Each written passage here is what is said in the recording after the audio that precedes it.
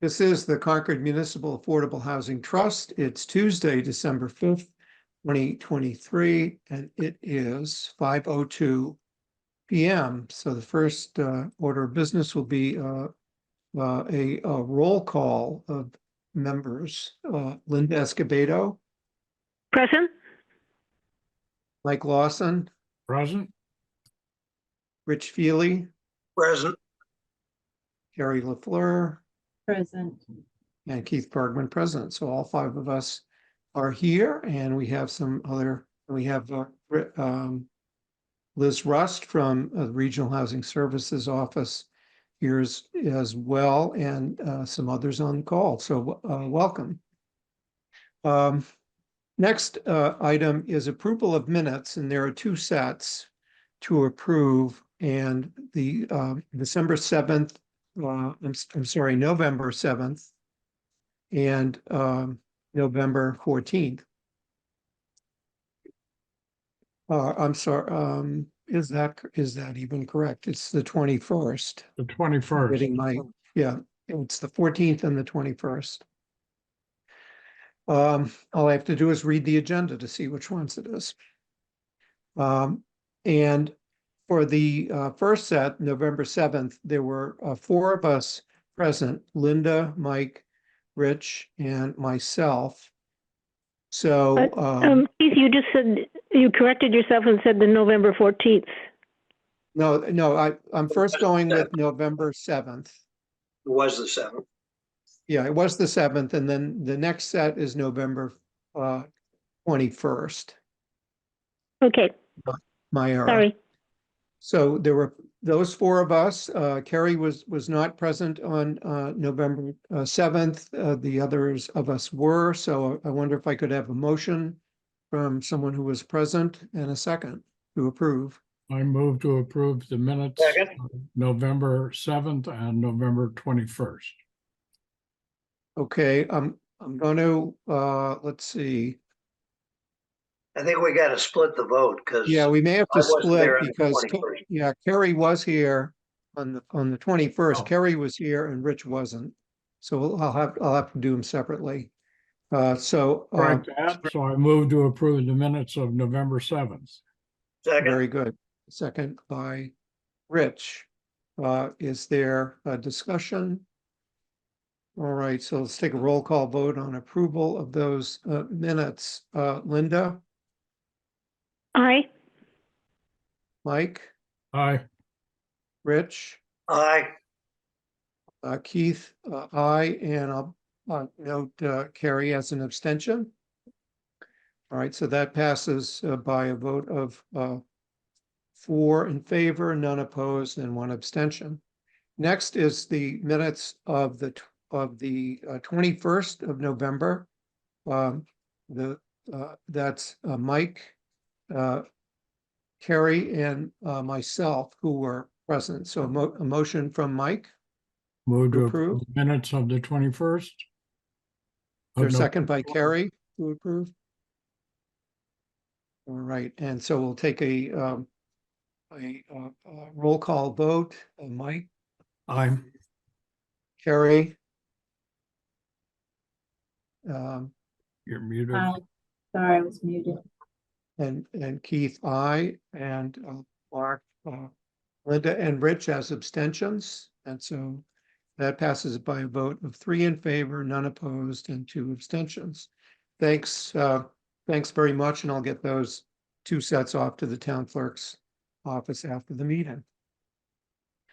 Next item is preparation for the Concord Housing Roundtable on December 11th, Monday, December 11th at 7 p.m. And happy to see where that'll be a hybrid meeting. It'll be in person at the townhouse and also on Zoom. And the meeting has been posted now by Liz Rust, and thanks very much for doing that. And looking forward to a busy meeting. And one of the highlights will be an update on the MBTA communities zoning. Met with Planning Board Chair Linda Miller yesterday, and it's the roundtable is really an opportunity to make sure that we're all on board with the work that that the Planning Board has done, and as they begin to move forward, we'd all the housing groups have pledged to be the support network for the Planning Board on this, and appreciate the opportunity to have been involved in their process with so much public outreach, and happy to move to the next phase of moving the article to town meeting. Any comments or questions about the upcoming housing roundtable? For those watching, for as many of the committee members from all the 7 groups, we'll have room for you in the room, and I think it'd be great to get a good turnout for that meeting. All right. Next, I want to move to an update on housing production plan, production strategies, our priority projects. As you recall, on November 7th, we updated our list of priority projects to add the Housing Authority's property acquisition program and the Concord Housing Development Corporation's buy down program. At our last meeting, we approved the Housing Authority's application for funds for its program. And I note that I've circulated the draft agreement to them, and I note that they're meeting this Thursday, December 7th at 4 p.m. and have the matter of contract approval, grant agreement approval on their agenda. So I'll plan to attend that meeting. Rick Eifler is here from and Ed Larner from the Housing Authority, and want to thank them for their efforts, and be glad to, if there are any questions or updates you wanted to share, that would be great. I think I have 2 questions for the draft agreement. I don't think we've addressed the issue of our budget was for $600,000 up to a $600,000 condominium. I don't think we addressed the issue of which money goes first. We were going to put the Housing Authority $200,000 in, and the trust $400,000, but the agreement is silent on which money goes first. And I wonder if that shouldn't be clarified. How does the grant work in that regard? Yeah. Would it be your intention that would you need the combined amount in all likelihood for the purchase? Well, we have been already started looking at properties and have noticed that occasionally there are properties in the $400,000 range. Yeah. So I guess we're wondering, I noticed one of the clauses in the agreement said that the $400,000 would be, basically given to us within 30 days. Does that mean that we hold the money or you hold the money, or how does that work? We can certainly do whatever you think is most advantageous, or what we collectively think is most advantageous. We're the money that we keep, we earn interest on. If we transfer it to you, hopefully it'll be in a place that's earning interest as well. If I guess the larger issue might be as a practical matter, when the funds get in order for you to act quickly, there would need to be a trigger that gets it to you quickly. And when the trust got the $1 million dollars and change from the CPC, it was transferred to us along with signing the grant agreement. So that's what that's what the draft envisions, that the money would just be transferred to you so that you could use it quickly. Okay. And then, I guess, was it, we didn't even discuss it, I think it was probably our intention that that we would put $200,000 into whatever we bought, and that we would need up to 400 from the trust. So if you gave the money to us and then we had it, I guess we would then use what we needed for the purchase, and then refund back to you the remainder. Does that sound somewhat reasonable? Well, I guess I'd ask the town manager if the town has a preference of how we would. Is there a way for us to get the money back? Yeah, Or should so I we guess, hold on to it until he needs the net amount? yeah, so maybe we just would clarify that in the final agreement. That's all, I guess, all I'm saying. Okay, so yeah, I'd be glad to work that out. The main thing that was hoping to accomplish is that we didn't stand in your way of being able to act quickly. Right, I And, think that's okay. I think we'd be comfortable, even with the vote that we already have, I think that we would be comfortable making an offer, which would be the big first step that we would need to take, and we're comfortable with that right now. So, Okay. yeah, so I think Yeah, we're good. I'll be glad to come to your meeting on Thursday and have a conversation in the meantime and work out any details on this, Cool. so that Okay, thanks, great. we're being helpful. Great. Thanks so much. And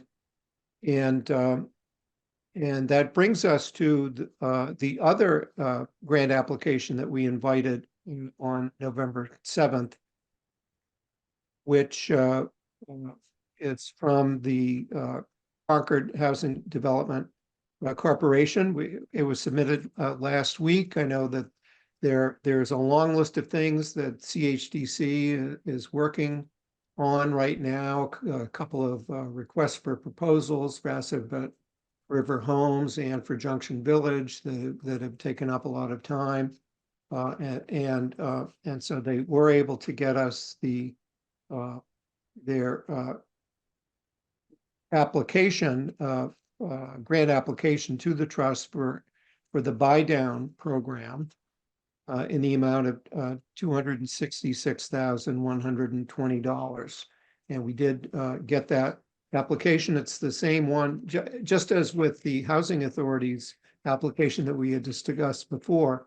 This one is also, the CHDC's has been well vetted because it's basically the same application that had been submitted to the Community Preservation Committee and heard by that committee. And by our mutual agreement, we have asked that both the CHDC and the Housing Authority applications instead come to us so that we can fund them in this fiscal year rather than a CPC for next year. And I do know, I attended the CHDC meeting this morning, and that they did vote as the Housing Authority had done previously for its application, that the CHDC has said that it would withdraw its application for CPA funding for the project if the trust approves the request. And so we're happy to be in that position. And Liz Rust is here tonight, and give you the floor to just talk about the application, and we'll be look forward to voting tonight. Sure. Thank you. Thank you, Keith. Hi, everybody. Very similar to the Housing Authority application, this provides funds to essentially convert existing homes into affordable homes. So in the Housing Authority, it's into their rental inventory. And with the CHDC, this would be to an ownership home. So this has happened in the past, like 930 Main Street is an excellent recent example of that same kind of thing.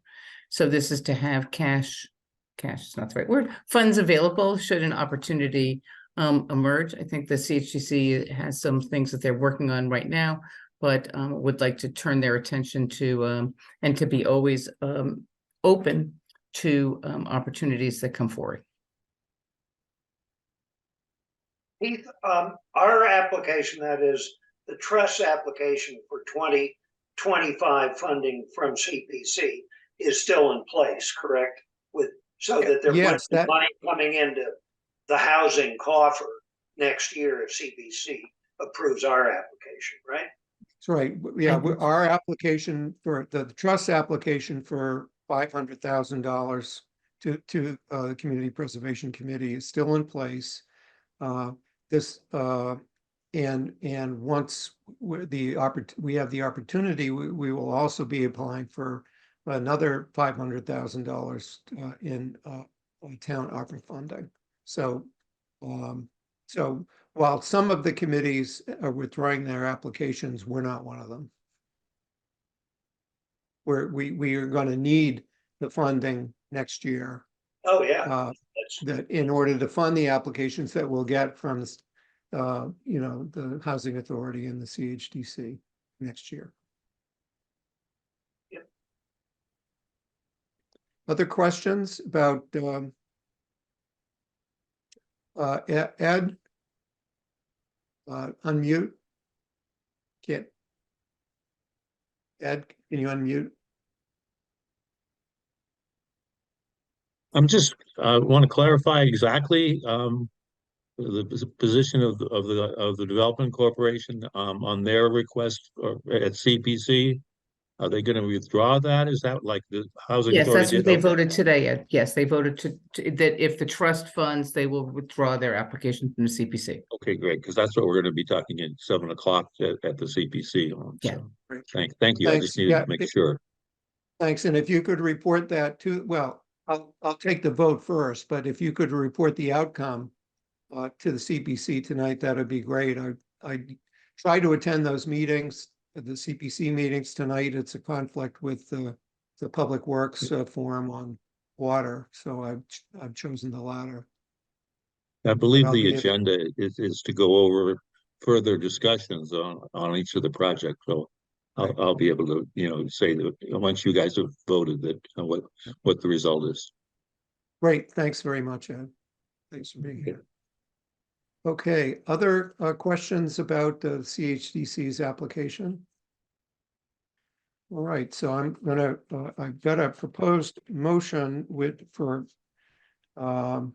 which I'd invite, and that is to move that the trust vote pursuant to its funding guidelines to approve the Concord Housing Development Corporation's application for $266,120 in trust CPA funds for CHDC's buy down program pursuant to Housing Production Plan Strategies 4 and 15, and further to authorize the chair to execute a grant agreement in said amount with CHDC subject to approval as to form by town council.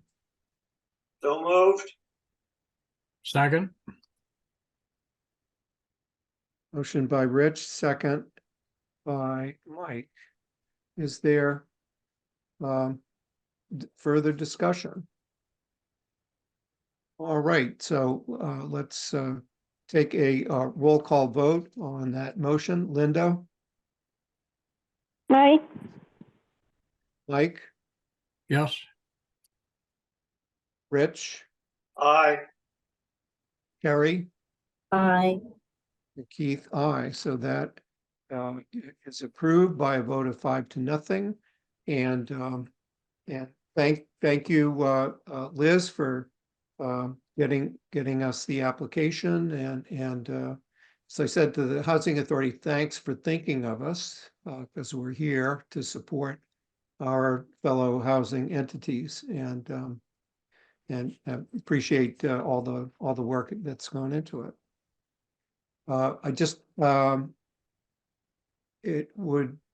wanted to mention a few items regarding CHDC from the meeting this morning, and Liz can fill in as well. The small grants program that we approved on November 7th, $50,000.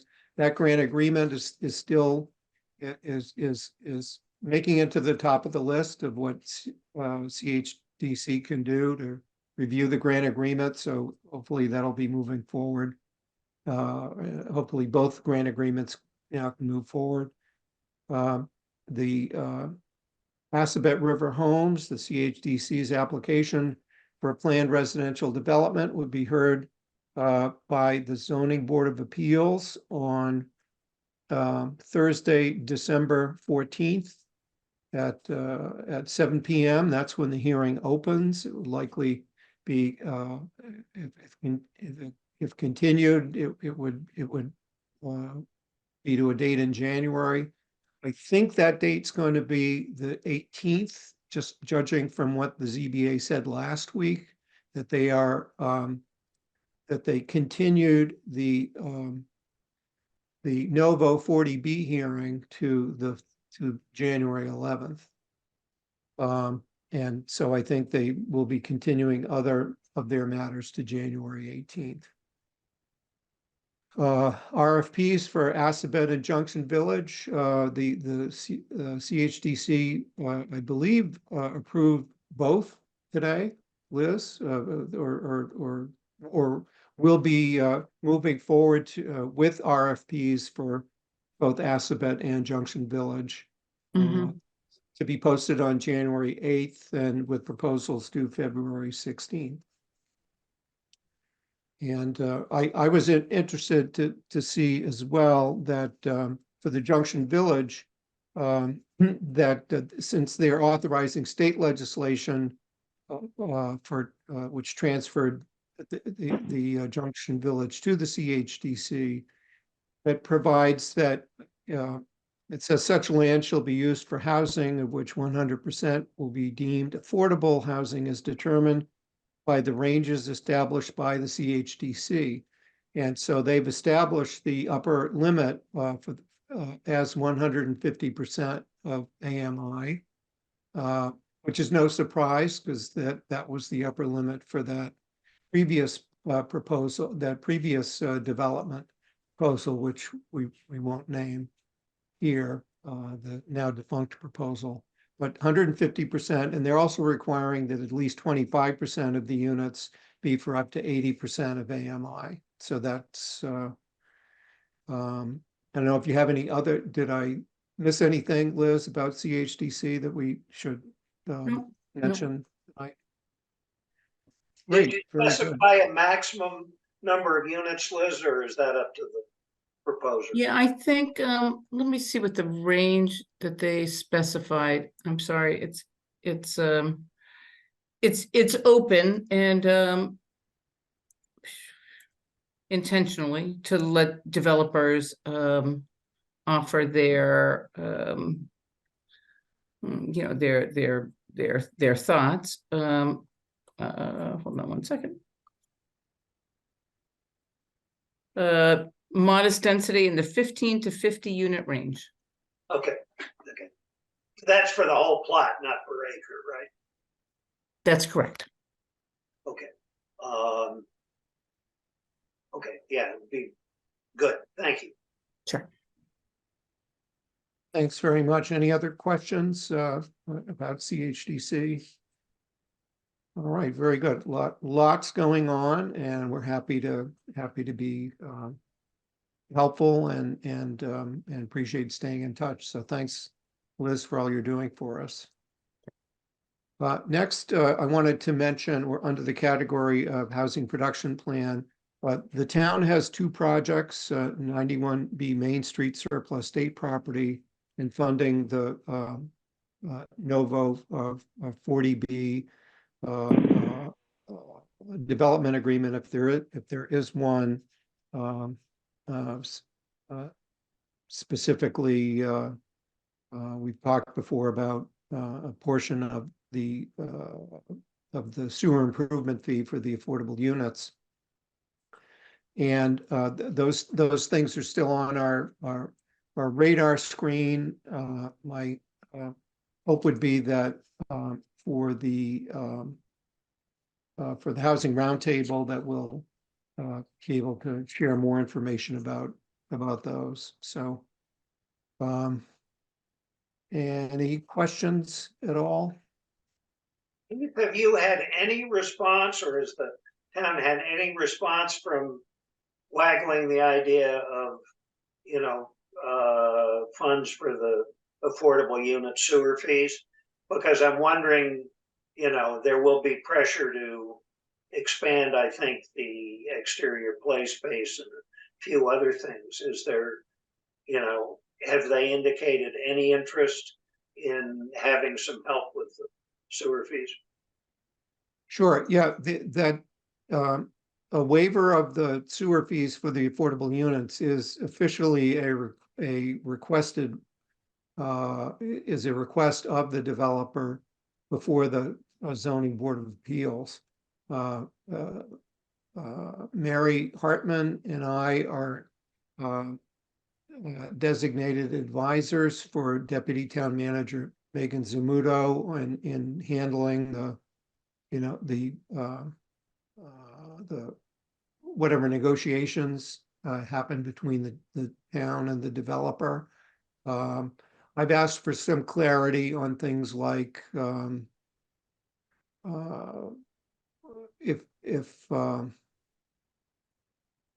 well, I've started with the simple question of, is this project going to get to hook up to the sewer? Which I think it would be very helpful if an answer to that came sooner rather than later. The way things go, the ZBA doesn't even need an answer to that question by the time it issues a comprehensive permit. That the developer would, can have the comprehensive permit and then either have to go get a sewer hookup permit or build an on-site treatment plant. And he'd need to, the developer would need to say which it is by the time they apply for a building permit. If we're being asked though to put aside some amount of money for it, for the sewer hookup fee, I'd like us to be assured that they actually get to hook up to the sewer. Yeah, and I also, given what it would cost them to build an on-site treatment plant, and I don't think they have the land to do it, frankly, unless they take some of the parking lot from the office space.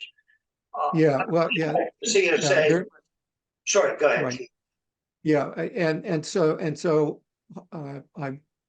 I think that if we are asked to pay for a portion of the sewer hookup fee, that we know that that they're hooking up to the sewer. Right. And then the second part of the question is, if so, when do they need the money?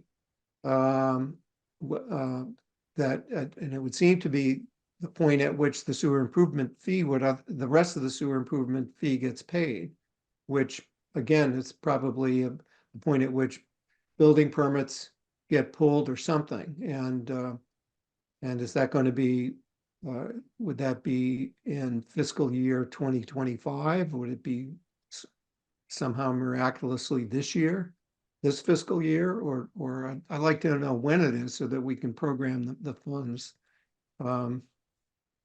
So anyway, so it's a bunch of questions right now. I think we're and hope to have more answers for it, but it's very much on the radar screen. Yeah, I guess I'm just thinking, isn't now the time to coordinate?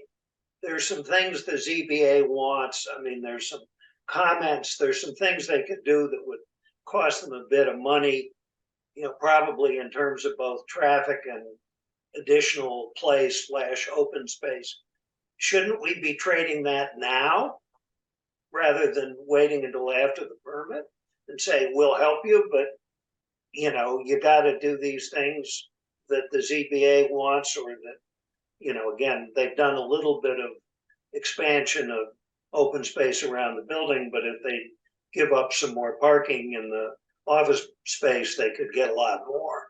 I mean, Well- those questions, it seems to me you have to negotiate now, or am I missing something? No, Was even asked. the town is the leader on what happens with the negotiations. We're just advisors, but the developer has officially responded, as we heard at the October opening of the public hearing, that has officially responded that it's too soon to negotiate. They're saying it's too soon in the process to negotiate. And it takes two to Is- negotiate. We even informally been approached about contributing? Informally approached by the town. One thing has become clear to me, that if the ZBA waives the fee, where the money comes from is not either the ZBA's problem or the developer's problem. It's the town's problem. So if there's suddenly a hole of $350,000 in whatever financial planning, Public Works, And they have the authority to waive the fee? yeah. They do, the ZBA does. Imposing cost on the town. Yeah. So that would make it the town's problem to figure out where they would get the money, which has been on, and we've been on their radar screen about this for quite a while. So, the main conversations I'm having are with the town and not the developer. So we won't be seeing the developer apply to us for funding because he doesn't need to. I think the town would need to apply to us for the funding if they either in order to make the Public Works Department whole if a waiver is granted. And we've said before, the waiver is, if the waiver is part of an agreement, we can be a funding source. And so, and I've said that as much directly to the council for the developer at that October hearing, but I haven't seen him since then. Anyway, so it's on our radar screen, and I think that it needs to be something that we hear from the town more about what our next steps are. Yeah, I don't want to push this too much, but it just seems to me the ZBA is gonna probably come up with a list of things they want, some of which the developer may not particularly like. I mean, they're gonna push them to do something with traffic, clearly. And at that point, it seems to me we ought to say, okay, ZBA can give you a waiver, we'll make the town whole, but you gotta do these, don't resist these other things that ZBA is asking you to do. And it seems to me that's gotta happen before March when they have to issue a permit. Anyhow, I think it's most likely that those issues will become clearer in January because the transportation hasn't been discussed yet. yeah, At the ZBA hearing, and that's specifically the subject matter for the January 11th continuation. So I think that'll be the main event. I think that that's the next that'll be the next hearing on that the ZBA has on Novo. So that's when I think much more will become clear. All right, any other questions about that? All right, next is on the agenda is chapter 40B updates. Just we've been talking about Novo, when their next hearing is. The other is residences at Thorough. November 27th was the deadline for the town's comments to Mass Housing, and those comments did go in. Our letter was included in our letter to the select board was included in the town's comments. So the next step would be a determination by Mass Housing or whether or not the site application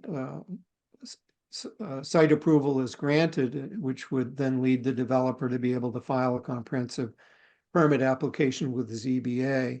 I believe the time distance between for the Novo project, I think it was just about, there was a 2-week difference between the date that I think it was August 7th, and I didn't recheck my calendar, but I think August 7th is when the town's comments were due for Novo.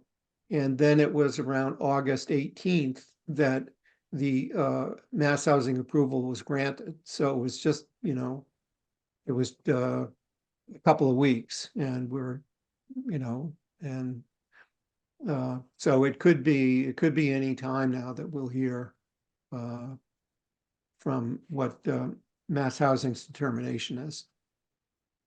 And so we'll all stay tuned. All right. Next, any questions about those? All right. Next item is preparations for 2024 annual town meeting. The MBTA communities zoning will be the main, I think the main event, and certainly what we'll discuss at the Housing Roundtable. The planning board meets again on December 12th and 19th, I think, to finalize its town meeting article before the close of the warrant. They are including, I attended the planning board meeting virtually last week, and they are including language that would, for inclusionary zoning. And they're doing something similar to what the town of Lexington did, and that is that, as you know, that a community can have inclusionary zoning for 10% of the units without going through an economic analysis. That if you want 10% of the units to be affordable at 80% of AMI, you can just write it in. If you want it higher than that, and Lexington, and the law allows for the regulations, rather, the guidelines from HLC allow up to 20%. And Lexington went for 15%. Although I just heard that Lexington has not yet had HLC approval of its 15%. The its bylaw has been approved by the Attorney General. It's then subject to further review by HLC. And the report was that Lexington's approval had been, Lexington's economic feasibility analysis had been sort of kicked back for further information to justify the 15%. So Keith, it's Linda, if I may Yes. interrupt. If I'm remembering correctly, I think Elizabeth Hughes said that in fact she is going to apply for some grant assistance so that they could look at a higher exclusionary amount, and that she was pretty hopeful she was going to get that grant. Right. Thanks, Linda. I wonder, Carrie's on the call. I wonder, is there any update that we know on the economic feasibility analysis for the MBTA communities inclusionary? Not that I know of, Keith. Yeah. Okay. And So, and it definitely will be a timing issue.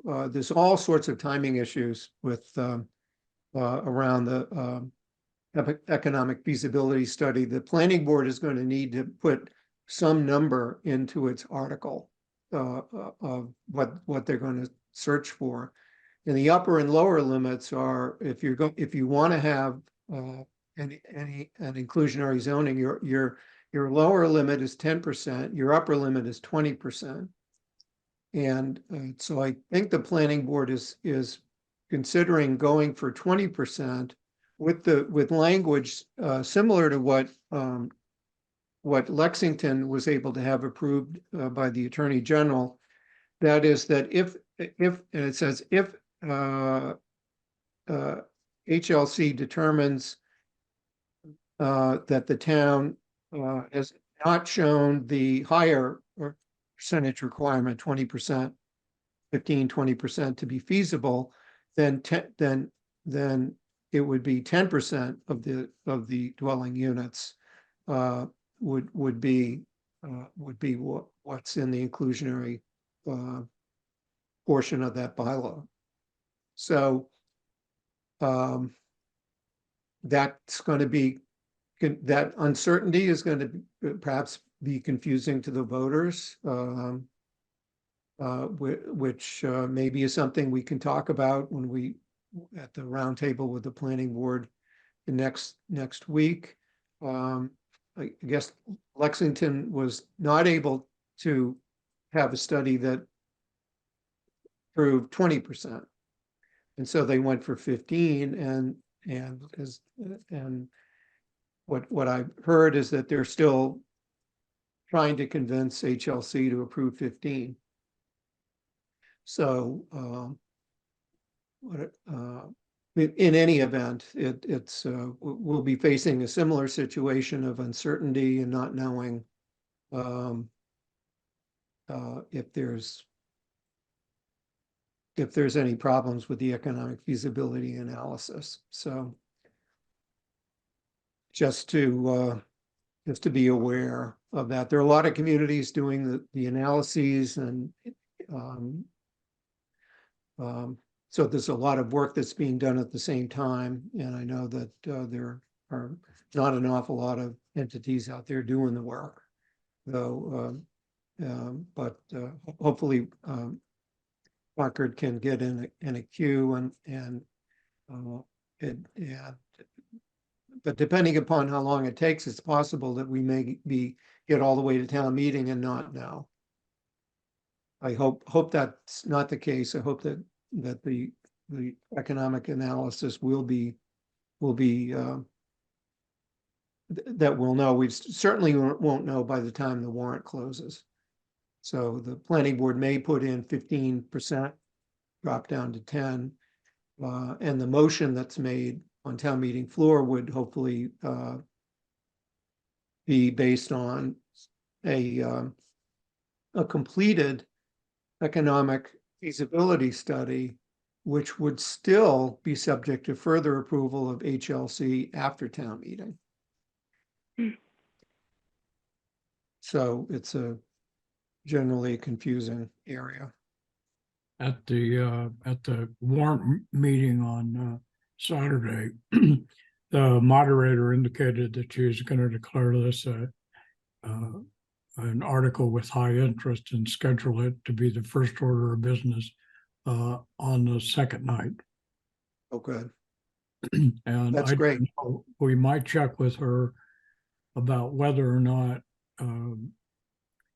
that percentage, can it be changed if the planning board puts in 15 as a placeholder, can it be changed down or up without substantially affecting the intent of the article?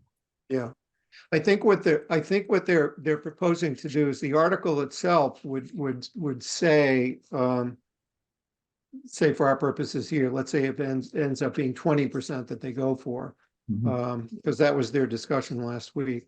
Right. That it would be 20%. The article itself would say 20%, except that if EOHLC determines in writing that the town has not shown this 20% requirement to be feasible, at least 10% of the dwelling units would be the standard. Mhm. So, and it's a simple majority vote, town meeting. I think Linda's done a particularly good job of really engaging a wide group that was in the town, so that I think this has really had a lot of good hearing and should come to the town meeting with a lot of understanding. So I think that's going to be helpful to the article. Yeah, I think so too. The map, I'd say the map has been what they've been focusing on most with the outreach, and I think the map looks to be approvable by a majority of town meeting, which is what our target is to get it approved. So very good. I had So one I just wanted to Yeah. clarify if I don't know if that's even, Yeah. but Lexington, the feedback from EOHLC on the Lexington 15% Yes. was the scenario that was presented for economic review was a development of 24 units. And EOHLC wanted to see, aside from 24 units, a smaller number as well. Okay. That was what they Very didn't good. approve, because they said that really you're gonna have smaller, half acre or 1 acre parcels. Right. That so it was that it wasn't that it was not economically justified, but that it wasn't sufficient in terms of what they wanted to see. Now, how many scenarios they thanks. want to see, it's not really clear. But that was the specific feedback, in case that's helpful to know. Yeah, that's very helpful. I think it's and hopefully it will be helpful for whoever does our economic analysis to include enough scenarios in there to satisfy HLC. But that's at 15% though, is what Lexington was That's correct. going Yeah, for. yeah. Yeah. But just in terms of So- running the numbers, like how many Right. numbers to run and all of that, right? Right. Yeah. Very good. I wonder if is there a database that somewhere, there a list somewhere that would indicate what other communities who have done MBTA community zoning, what their percentages did they not include inclusionary? Did they go for 10%? Did they go for 20 to dumb it down to 10 or what? I can't find I can't think because a find lot a of people are still comprehensive working list. that out now, so I think it's Yeah. very active, so I don't know that it's definitive to get that Yeah. list now, I know Sudbury is doing 10% because they're using their inclusionary zoning underneath it. Okay. All right, very good. So thanks for, that's very helpful, Liz. Thanks for that update. It's always helpful to know exactly what got kicked back, why, Right, that is, and we can be better prepared in here as a result of that. So thank you. All right, and I see Linda Miller is on the call. Anything you want to say to us or share to us about MBTA community zoning? No, this has been really informative, so I'm glad that we're hearing you talk about it, and I'll certainly look forward to feedback from the housing group on the 11th. So that's super. Thank you. Great, thanks so much. Looking forward to it. We'll all be there. Hopefully it can be a rally in support of MBTA community zoning. And I will ask for a show of hands again. So next item or another item I had under preparations for town meeting. And I don't know that especially it's our role to be a sponsor of such a thing, but I did want to have a discussion about perhaps recommending to the select board something that I shared before, that in the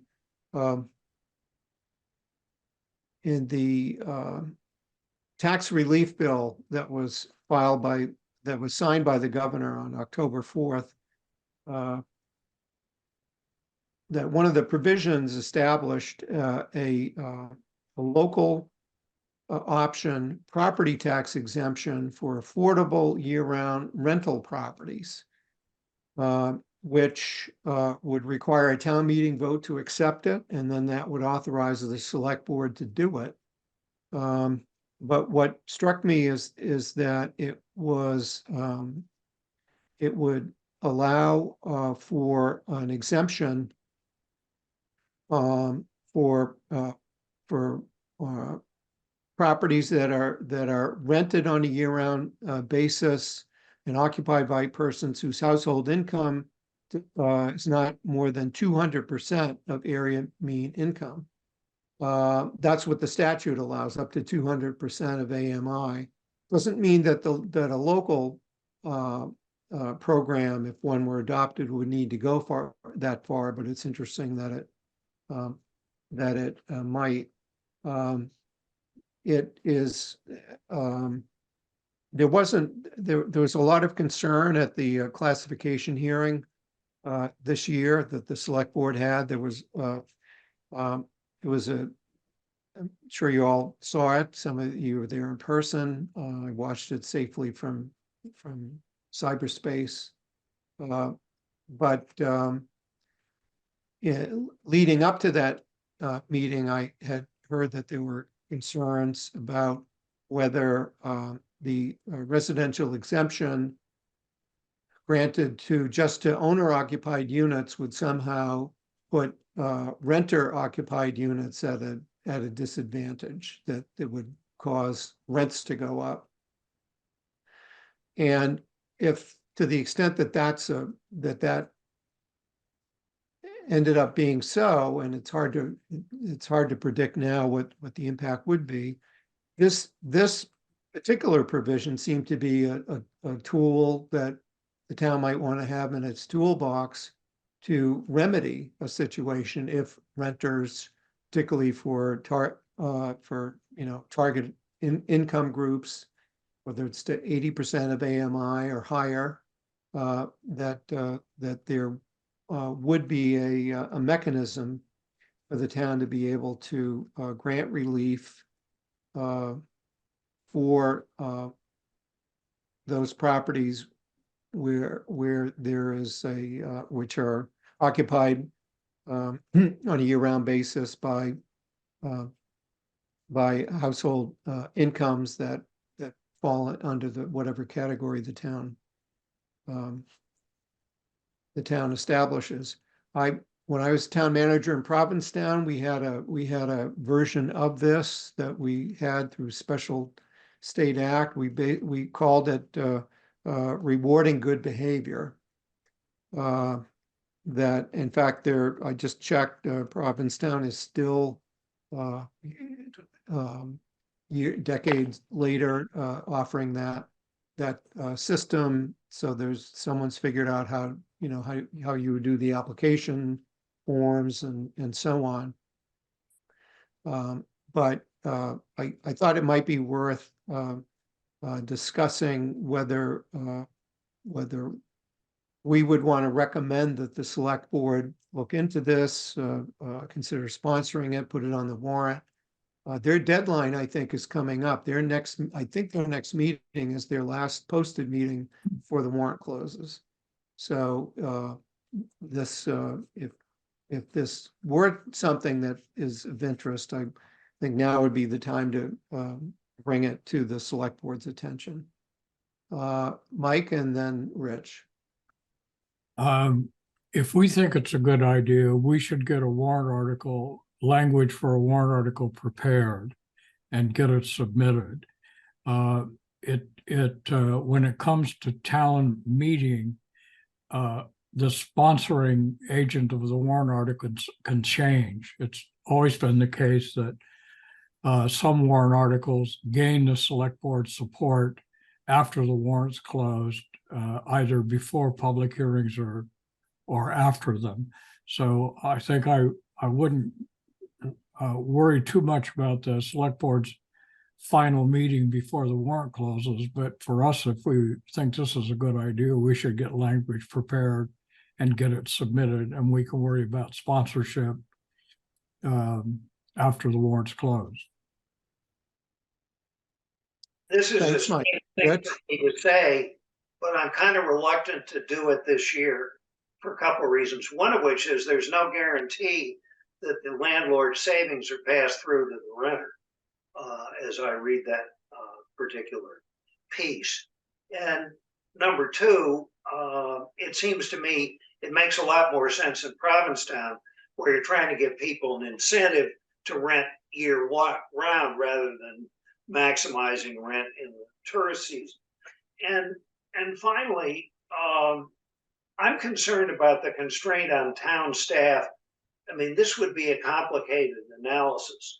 I can hear the folks who are already getting hit by the residential tax exemption saying, you know, we're going to get hit again, you know, and then somebody's got to grind the numbers. You know, with MBTA coming up and everything, I wouldn't want to rule it out, but to me, it's not a priority to get it in this year. And I think it might tactically be a mistake, but I certainly defer to Mike and Linda, who've dealt with the politics of this town much longer than I have. Can I ask something? Yeah, sure.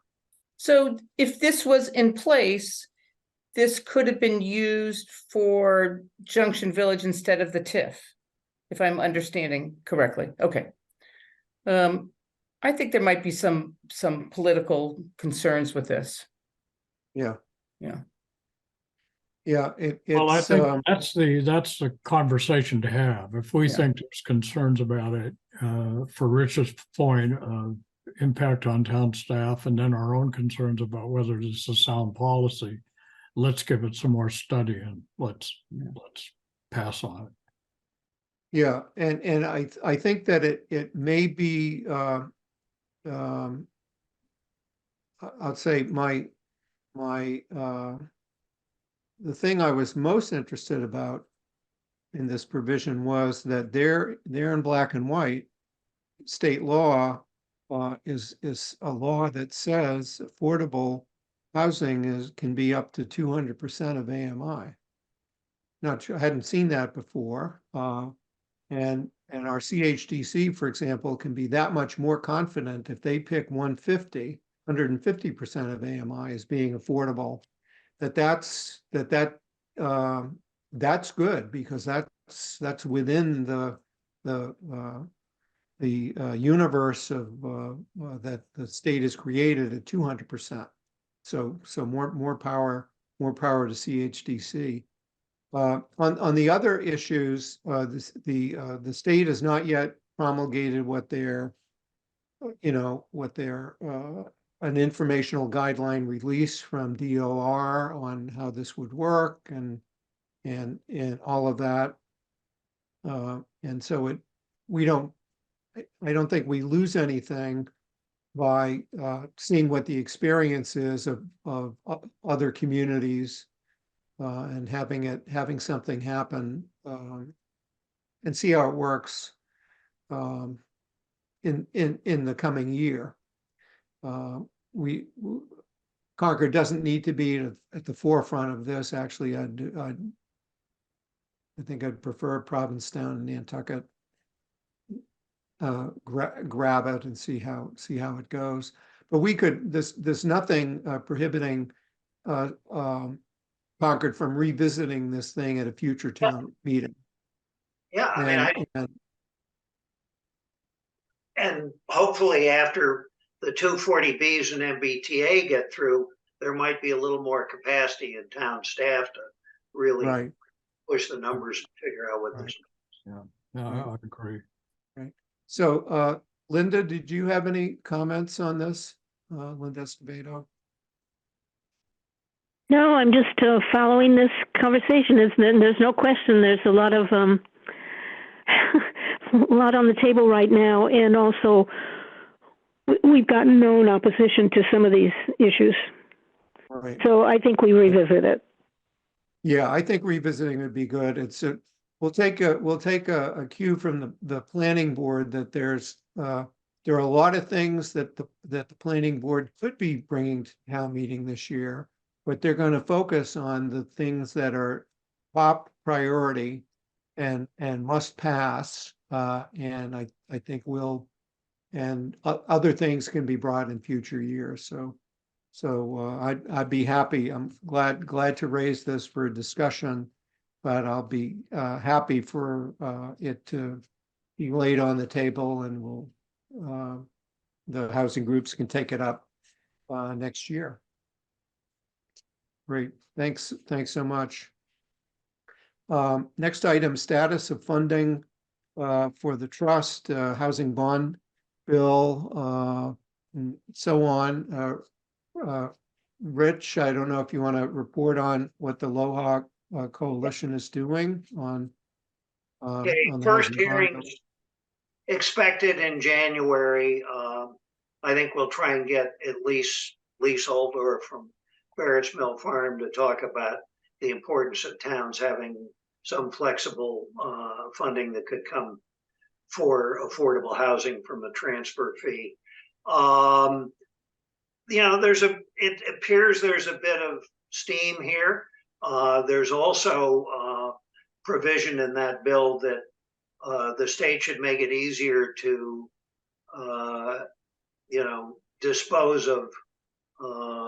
dispose of surplus state property for housing purposes. So that may take us back to the site on Route 2.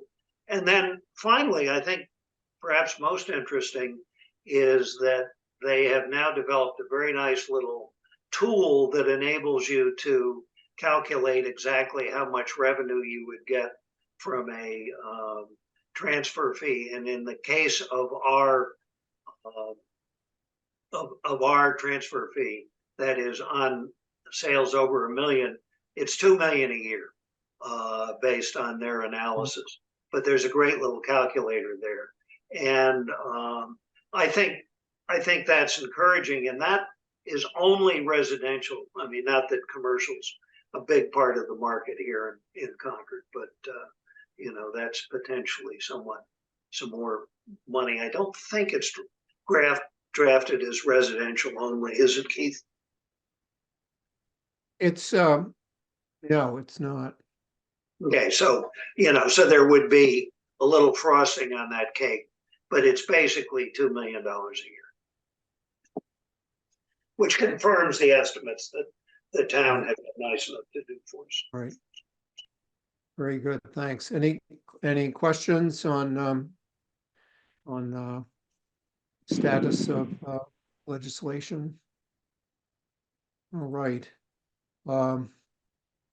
And other funding, as we heard from Ed, the CPC is meeting tonight, and we'll be talking about their recommendations on funding for fiscal 2025. And we're still waiting word on when we can apply for ARPA funding. Is there a public comment? All right, not hearing any public comment. Scheduling the trust's next meeting. We're posted now for Monday at 7 p.m. as for the housing roundtable. Our next regular meeting, if we've been meeting every 2 weeks, that would take us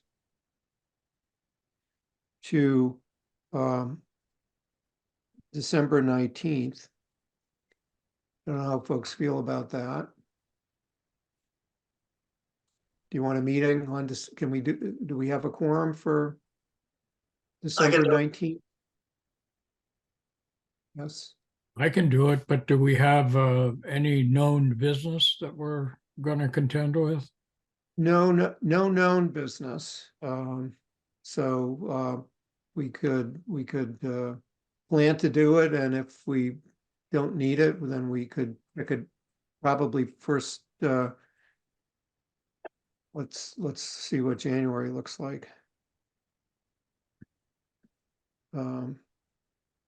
January 2nd. You want to just go for January 2nd? Tuesday, January 2nd is our next meeting, and skip. That's fine with me. Either Yeah. one's fine, but if we don't have any pressing business, let's just go to January. Yeah. All right, Linda, are you available Tuesday, January 2nd? Linda Escobedo, as far as I know, Yeah. yes. Okay. Very good. Okay. All right, so let's look at Tuesday, January 2nd at 5 p.m. is our next meeting. All right, so I think we're ready for a motion to adjourn. So moved? Motion by Rich, Second, second by Mike. All right, and who else is going to the Public Works Forum at 7 o'clock tonight? I'm going there in person, so. And see. is other- who, if anyone, is there any information to convey to the CPA? Or the CPC rather? Yeah, Ed Larner said that he would, and I've drafted an email I'm going to send to Burton and Diane. And I copy can certainly let my wife. copy Ann. Yeah, that would be great that we have voted to approve the Is he going to tell THDC them, application. is he going to tell them that they're withdrawing their application? Because I think that's the, Yeah, and I'll copy Lee and Liz on the email because I witnessed the CHDC's vote this morning where they said they would withdraw it. So I can report the vote that I saw this morning and the vote that we took today, and so they'll have that information. And Okay. once we adjourn, I'm all set I'll send an email to okay, Burton and Diane at CPC. Okay. And I'm also at that meeting. Oh, very This is good. Oh, Linda. great. Excellent. So I Linda think we got it covered. we have it covered. All right. So we have a motion and a second to adjourn. We'll take a roll call. Linda, Thank you, everyone. Yes. thank you. Mike, Aye, goodbye, everyone. Rich, Aye, and Merry Christmas to everybody, since we won't meet again. thank And- you. Yeah, happy Happy holidays for holidays. sure. Can you get And Kate here to vote? Carrie has stepped away, and Keith votes aye, so that's a 4-0 vote with 1 abstention. The meeting is adjourned at 6:10 p.m.